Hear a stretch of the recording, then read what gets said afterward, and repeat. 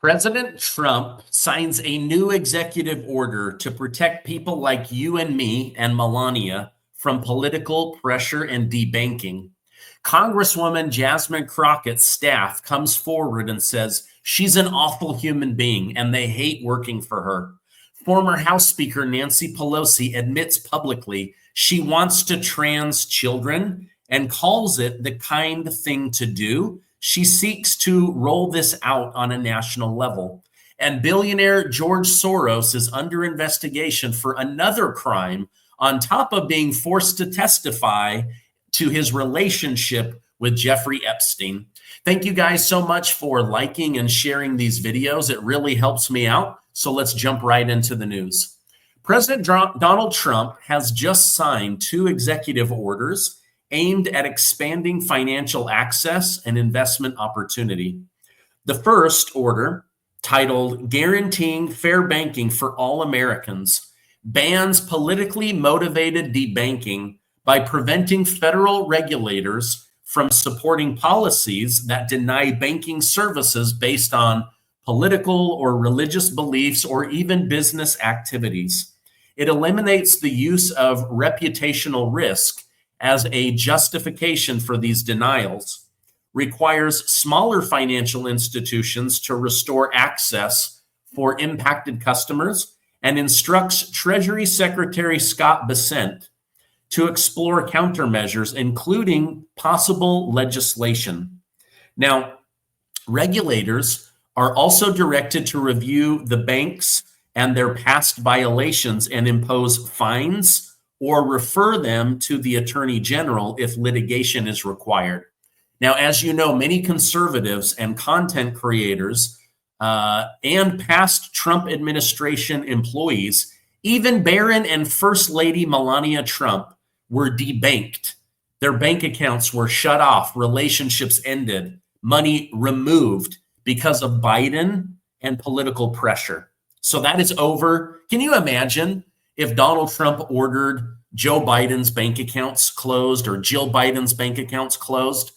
People would be absolutely up in arms. But when it happened to Melania, people literally cheered. Okay, the second order, democratizing access to alternative assets for 401k investors. This expands investment options for retirement accounts by directing the Labor Secretary to revisit fiduciary rules concerning alternative assets under ERISA planning. It also mandates coordination with the Treasury, SEC, and other agencies to consider regulatory changes that would open up access to alternative investments.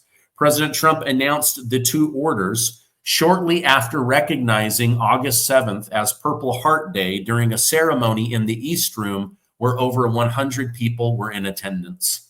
Now, listen to this garbage. This really agitates me because they've said over and over again, they weren't trying to trans our children, turn boys into girls, girls into boys, that it was okay to let boys beat up girls in sports. Well, now, former House Speaker Nancy Pelosi of San Francisco, California, in a New York Post article stated, she's advocating for gender-affirming care for transgender youth at the national level, lamenting restrictions placed in California. She expressed sadness over the issue, noting a transgender flag hangs just outside her office in Congress. Critics question her push, arguing that children whose brains aren't fully developed, haven't gone through puberty, may not be equipped for irreversible, life-changing decisions like surgery. However, Nancy Pelosi doesn't care. She says she aligns her support in a lawsuit against President Trump that would seek to unwind legal actions so that children can be transed all over the country. Let me ask you guys this. Let me know in the comments. Why are Democrat leaders so obsessed with transing children? Why are they so obsessed with blocking kids from going through puberty, something that humans have done for thousands of years, where they discovered who they really were over time? And why are they so obsessed with trying to do this behind parents' backs? It's so weird. And if I was a parent, I would be furious, and you better believe somebody would be getting their pants suit off. All right, now you guys remember Letitia James? New York Attorney General Letitia James faces a federal probe with the Justice Department issuing subpoenas over her $454 million civil fraud case against President Donald Trump and her NRA investigation. The inquiry, launched in May of 2025, examines whether James violated Trump's civil rights, focusing on allegations she falsified, focusing on Trump while dealing with allegations that she falsified her own property records for favorable terms.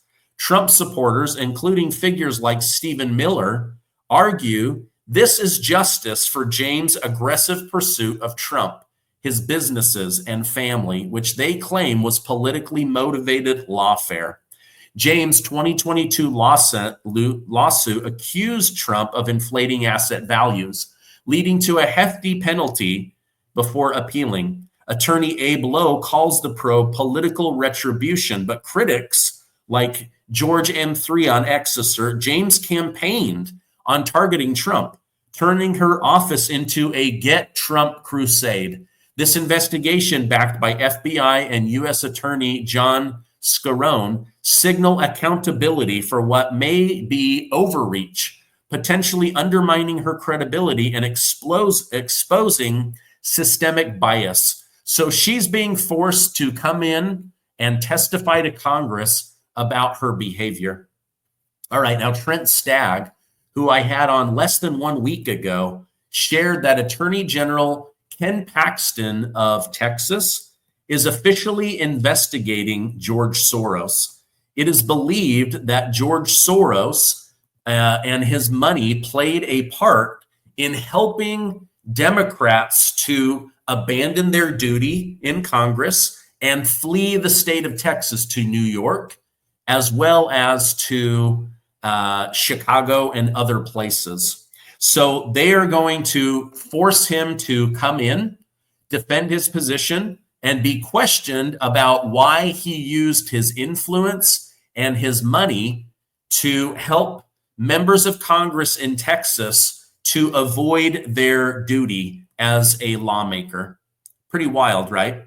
Now, Beto O'Rourke, who ran for president and then governor, and George Soros, as well as Act Blue, are now officially accused of funding the trips for Democrats in order to avoid official government business. Also, Kash Patel of the FBI said, if needed, the FBI will help locate these Democrat members of Congress and bring them back to Texas. Lastly, on this topic, for the next 30 days, members of Congress must pick up their paycheck in person, not via direct deposit from the governor or the Attorney General of Texas. As they say in Texas, don't mess with Texas, right? These guys are furious. All right, now the FBI has finally dismissed Brian Driscoll, a longtime agent and former acting director who briefly led the bureau at the beginning of the Trump administration. Driscoll has given no explanation for his termination and is expected to leave today. He is best known for refusing to disclose the names of agents that were involved in the January 6th investigation, citing concerns over potential retaliation. So we don't know why he was fired, but he was covering up thousands of agents that made the lives of patriots a living hell because of January 6th. Gosh, I wish I could read between the lines on why this guy was dismissed. Recently, also dismissed Steve Jensen, head of the Washington field office, Walter Giardina, reportedly tied to investigating President Trump, possibly the Mar-a-Lago raid. FBI Agent Association condemned the removal, saying agents were denied due process while probing actual criminal activities. However, Driscoll said he has no regrets on the way that he behaved. All right, Congresswoman Jasmine Crockett, a frequent critic of President Trump, is now facing serious allegations from former staff and insiders who describe her as the absentee boss from hell, more focused on social media attention than her responsibilities in Congress. According to multiple sources, Jasmine Crockett rarely shows up to work, often working remote from a luxury apartment where she allegedly yells at staff, fosters a toxic work environment, and has high turnover. Wow, where have we heard this before? Oh, these are the exact same accusations that were happening with Kamala Harris, that she was an absolute nightmare to work for. Now, one former aide claimed she spends her time laying around her apartment, won't come into the office, and is really just indifferent to staff. Accusations include misusing staff for personal needs, insisting on high-end vehicles paid for by taxpayers, offensive comments such as brushing off concerns about calling Representative Marjorie Taylor Greene a butch, and dismissing offended staffers who are gay, calling them stupid. Other incidents involve public berating of staff members, reportedly cutting in line in front of disabled passengers. With her attention reportedly fixed on being an influencer, critics describe her as all diva and no wow. Crockett's office did not respond to the request, but you can see even the New York Post is reporting that she is awful to work for, a true diva in every sense of the word. Okay, now turning to government information, President Trump has been saying that Joe Biden purposely lied about his success with jobs for Americans. We know most of those were going to illegal immigrants. The data proves it. They then backed out 800,000 jobs and another 400, and then they did even more right before the election because they knew that they would get in trouble. Well, now President Trump's economists have been digging in, and they've been finding that Biden was lying even more than any of us knew about his success with new job creation, which was the number one thing they were bragging about as the greatest president that ever lived. Listen to what Stephen Moore, one of Trump's top economists, a guest of the show, had to say. Yes, George. Thank you, Mr. President. So I called the president because I had some very good news from some new data that we've been able to put together that no one has ever seen before. And I'll just very quickly go through these. So I was telling the president that he did the right thing in calling for a new head of the Bureau of Labor Statistics, because this shows that over the last 2 years of the Biden administration, the BLS overestimated job creation by 1.5 million jobs. That's Mr. President, that's a gigantic error. And I don't know if she's, I'm not. Might not have been an error. That's the bad part. If it was an error, it would be one thing. I don't think it's an error. I think they did it purposely. Whether that, you may well be right, but even if it wasn't purposefully, it's incompetence. Right. Yes, George. They just lied. So the Biden administration caught lying over and over and over again about job creation. We know that he was a creator of jobs, almost 400,000 new government jobs, and over 1 million jobs to non-native born Americans, basically illegal immigrants, right? So now they tried to rig this data to make Kamala Harris look good. They then backed out of it after the election because they knew they would be raked over the coals. And now we're finding out another 1.5 million fake jobs were bragged about. I mean, Biden was such a fake, such a liar. I'm just so grateful that he is gone. Let me know in the comments, was this guy just full of crap? Or did they just know he had yogurt for brains and they could say whatever they want? They could literally just invent data. All right, let me show you today's sponsor. I'm excited to share with you guys an incredible scientific breakthrough to support our long-term health and wellness. C15 is the first essential fatty acid to be discovered in 90 years. And get this, studies have confirmed that it has 3 times better, broader, and safer application than omega-3 fatty acids. Now, Fatty 15 co-founder Dr. Stephanie Venn Watson discovered C-15 while working with the U.S. Navy to continually improve the health and welfare of aging dolphins, of all things, right? Now, C-15 works in multiple ways. It repairs age-related damage to cells, protects from future breakdown, boosts mitochondrial energy output. You're going to have more energy, healthier cells. It activates pathways in the body that help regulate sleep, mood, and naturally repair mechanisms that support overall health.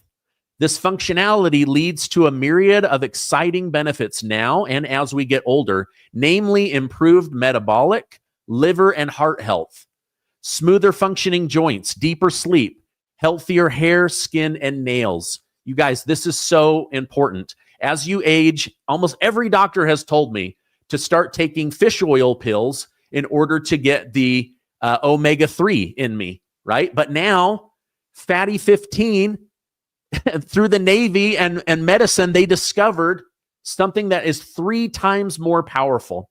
Fatty 15 is on a mission to replenish your C15 levels and restore long-term health. You can get an additional 15% off their 90-day subscription starter kit by going to fatty15.com/Gardner and use code Gardner to get that discount. It's awesome. You guys are going to absolutely love it. President Trump is fed up with Washington, D.C.'s reputation as a crime-ridden city.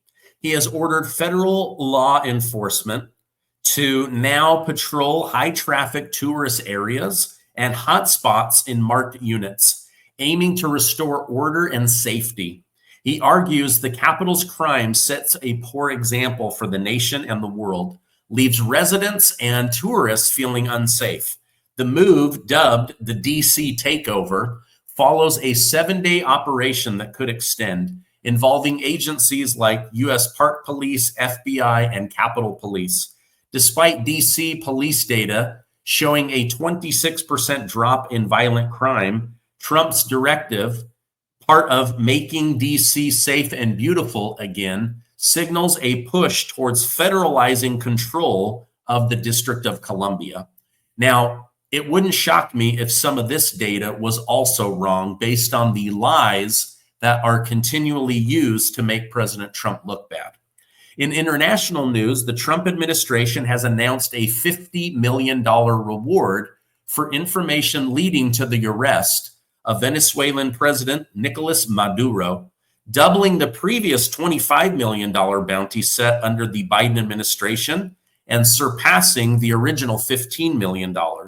Attorney General Pam Bondi made the announcement in a video posted on X, stressing Maduro is one of the largest narco traffickers in the world and a serious threat to national security when it comes to the United States of America. Let me show you what she had to say. Today, the Department of Justice and State Department are announcing a historic $50 million reward for information leading to the arrest of Nicolas Maduro.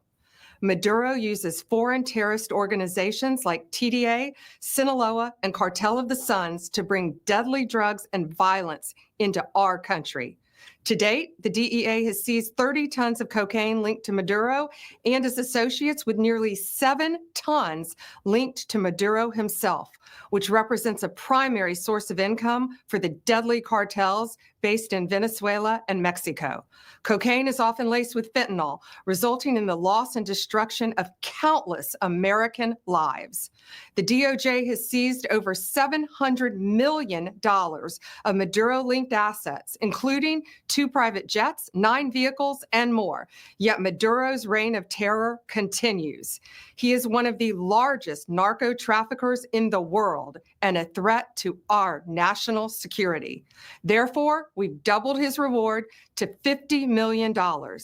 Under President Trump's leadership, Maduro will not escape justice, and he will be held accountable for his despicable crimes. If you have any information to bring this criminal to justice, call 1-202-307-4228 or go online. All right. Well, if you want to make a quick $50 million, just bring Nicolas Maduro of Venezuela in.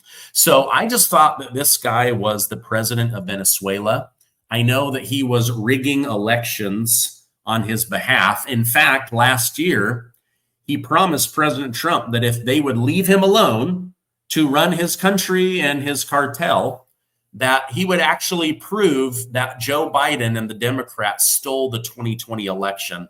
Trump said, I'm not going to deal with terrorists, and he was labeled a terrorist, and they took his presidential plane. Now they are dead serious because they're finding that a lot of the fentanyl coming from the Sinaloa cartel in Mexico and the Tren de Aragua takeover attempt here in the United States is all linked to former President Nicolas Maduro. In fact, the United States of America does not even recognize him as the president of Venezuela. Now, Bondi noted that these networks are responsible for flooding the United States with fentanyl-laced cocaine, and other ways of killing the United States citizens. So kind of a big deal. All right, New York, I don't get these guys. They're using $65 million of taxpayer money for a new LGBTQ transgender-focused homeless shelter. The 150-bed facility opened on Tuesday and will help LGBTQ with a trans-focused Americans to get help and to feel safe, to have access to psychiatric care, do yoga, meditation, get free meals. Sean Ebony Coleman, the CEO, underscored the importance, saying it is almost impossible to thrive in an environment where you're asking for help and constantly being misgendered. Ooh, wow. Now, the launch comes at a time of national debate over transgender rights. It is predicted that it will cost $86,700 per transgender self-identifier to run the program. I'm going to tell you guys something. The average American worker working over 40 hours a week, over 50 weeks a year, doesn't make $86,700. So why is our taxpayer money being spent on this? This is crazy. I'm glad it's in New York where my money doesn't go. I don't believe Trump is going to allow federal money to go to this. Trump is trying to clean up the homeless situation and get drug addicts off the street, but I don't believe he's going to be a part of this stuff. My heart goes out to anyone who is a dude that thinks you're a woman or a woman who thinks you're a dude. I'm down here in Florida. I've seen a lot of transgender dudes dressed up as girls. It's uncomfortable. I feel bad for them. I hope that they can get the help that they need, but not at almost $87,000 a year when most Americans and seniors don't even get that kind of money. All right, let me know your thoughts in the comments. I know there was a lot of stories today. If you guys could, give this video a like, hit that share button and share it with family and friends, and make sure to subscribe so that I can keep you in the loop on what's really going on in the government and Washington, D.C. I love you. Stay amazing, and I will see you on the next video.